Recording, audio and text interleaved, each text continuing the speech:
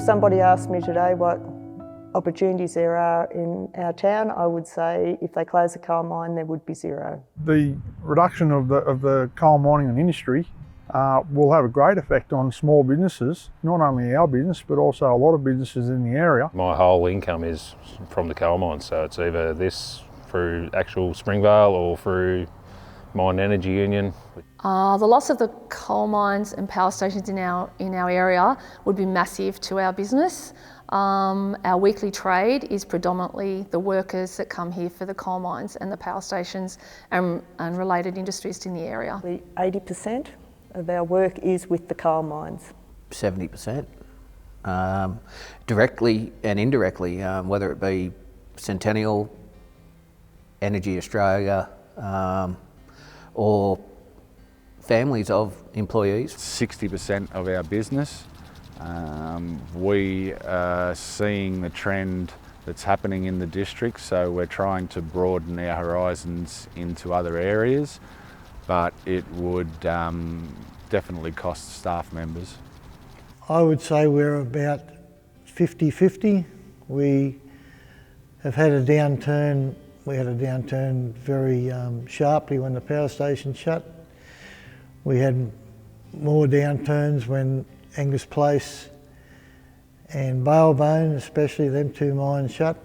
Angus Place used to supply Wallerawang Power Station and Mount Piper, but with the downturn in the coal mining industry, it affected our business. We had several losses in a row. The money to flow on it, we're gonna have a downturn in business no matter what we look at it, and that's gonna be a flow into every business within the area. At the moment, I haven't heard any solid plans outside of what GreenSpot has proposed post coal mining. I'm really looking at it not as a business as much as a community, because obviously my passion has been to promote an integrated primary healthcare model to empower the community. Basically, my logic is I've been giving fish to people, so now I'm in the process of teaching people how to fish. So for a community to survive, our core industry is been, and still is, coal mining, plus minus power generation. So the loss of that is basically a gutting the real fabric of this community. Well, I've got a big problem with tourism here at the moment. I mean, we've had Genolan Caves now closed for a very long time. We've had also the Zigzag Railway. It's been a major loss to the town for a long time. I know that they're working very hard to try and get that going. But tourism will not sustain in this area if you don't have people here and it's not inviting and it's not welcoming. They'll drive straight past you. They'll stop at McDonald's, get a feed, and they'll keep going through to Bathurst. Tourism's is a key aspect of the future around here. Like it's a great spot, there's great things to do, but can tourism replace my job? No. If you wish to base our area on tourism, put a plan forward that actually shows what tourism will bring to the area, what they want to use as tourist attractions. I think there's a lot of opportunities if, like I said, if we get a bit of investment in the town, get a little bit of money coming from the government, either side of the government. It's just a matter of people wanting to do it. Like I said, it is very narrow-minded, this town, this area. People just, if it's not something that they believe in or someone else believes in, they're quite happy to jump on the bandwagon and put things down. I think there's vast opportunities for our region. I think we sit in a great geographical location from Sydney. I think this is an excellent site here at GreenSpot.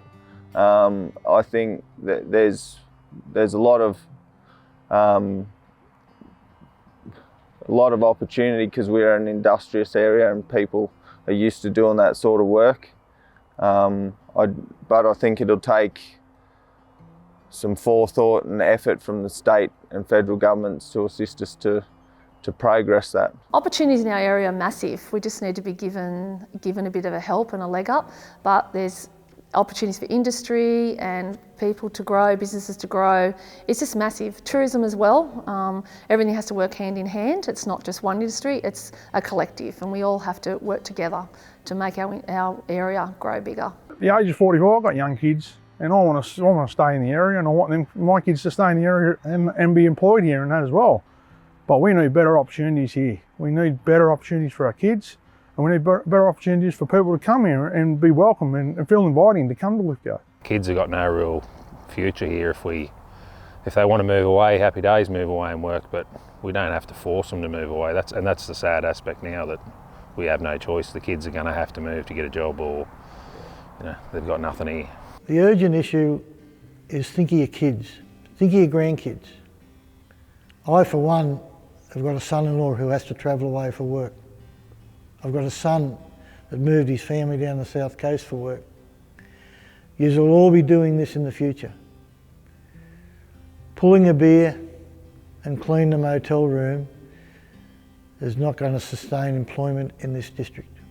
We need heavy industry, the same as we have all our lifetime survived on heavy industry. There are 3 generations of coal mining families here. So for me, the real positive buzz I'm getting is to see you guys starting this group together, getting back to basics and taking that effort. So what I see an opportunity is really trying to understand how the mechanism works, because that's what I do for a living with the mining industry. It's called a problem-solving, consensus, inclusive, participatory model, where you take the problem, bring everybody in, and try and understand the information correctly, listen to people who are a little bit less emotional and more realistic, and solve problems. Unfortunately, it doesn't happen because people right now have already for or against.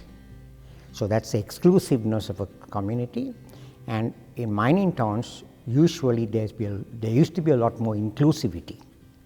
And we've got to bring that back.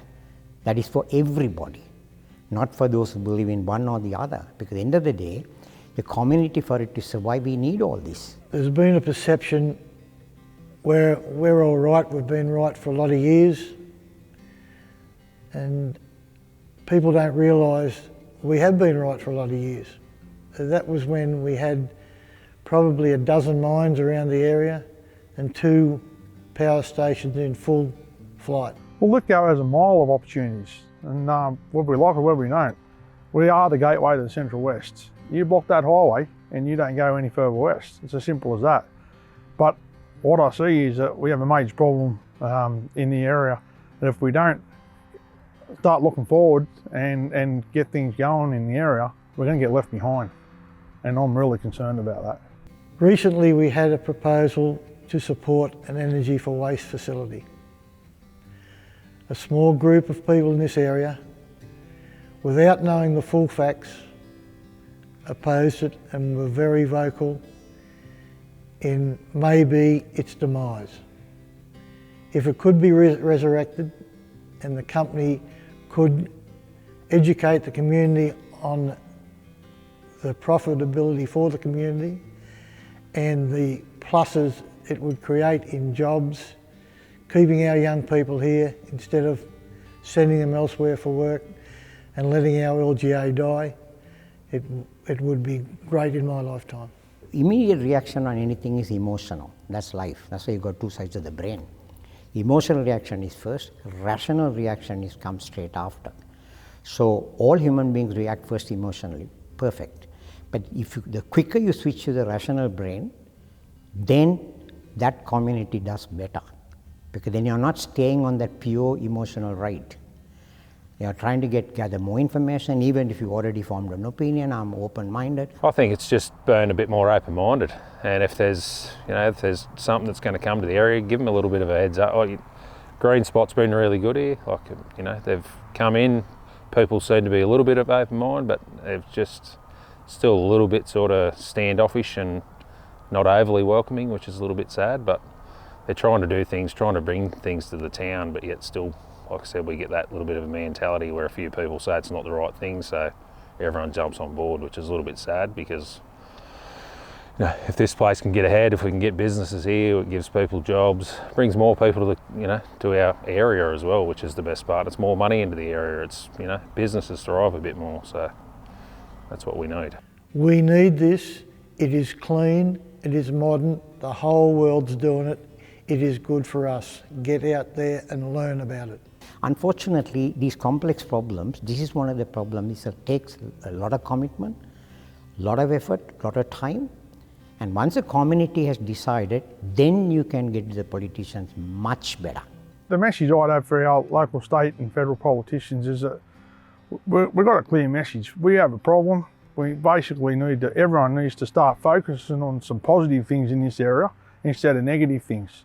Everyone needs to start looking at industry. We've got to keep industry here. We can't lose what we've already got. And if we keep losing, then the whole place is going to lose.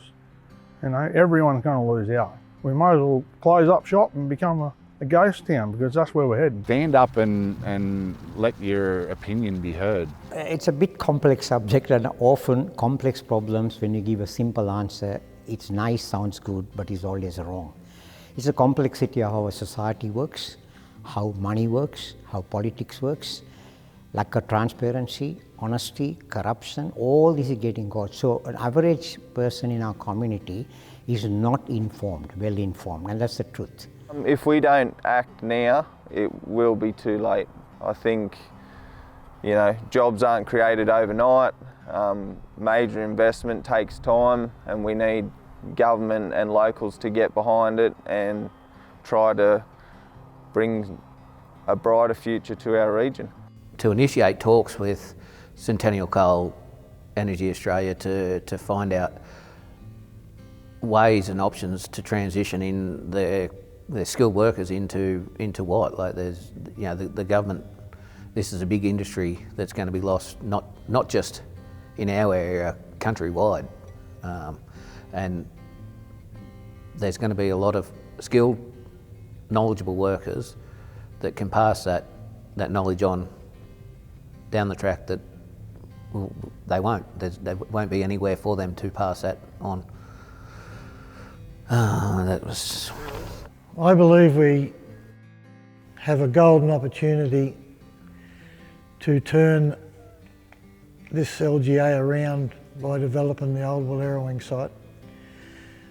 The opportunities that the people involved down there and their interest in the community has got to be accepted by the community as the only way forward we have. Unfortunately, we have a band in the area that believes tourism will keep our LGA alive. According to the General Manager, we've had 11 successive deficit years. It's no secret that the Wallerawang power station closed at the beginning of all them deficits. If we can't turn this LGA around by maybe a large facility at Wallerawang power station and then a lot of smaller facilities feeding off it, I cannot see the future being very, very good at all.